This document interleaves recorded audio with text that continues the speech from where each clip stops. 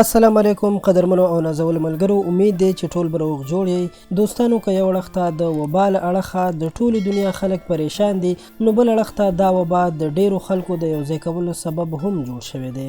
د دغه وبا له وجې چې کوم مریضان په هسپتالونو کې داخل دي، نو زیاتره په نظر راغلل چې په هسپتالونو کې د نرسانو سره ودونه هم وکړل او هغوی سره مینه هم پیدا شوې ده. همدغسې یوه واقعه په مصر کې مخې ته راغلې ده.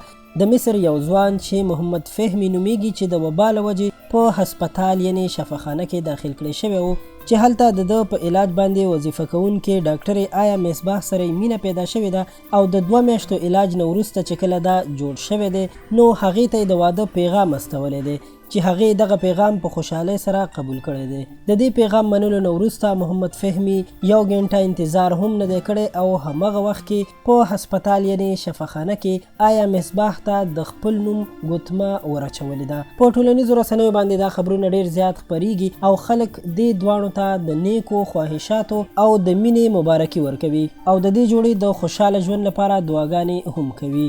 قدرمنو دوستانو، دا ویډیو او دا خبر تر همدې ځایه ډیره مننه کوم چې د ویډیو تر اخره مو راسره ملتیا وکړه. مهرباني وکړئ ویډیو در سره لایک کړئ او له نورو ښایسته او معلوماتي ویډیوګانو لپاره هم زموږ چینل سبسکرایب کړئ. تر بلې ویډیو راته اجازت راکړئ. په لوی الله مو سپارم. د الله په امان.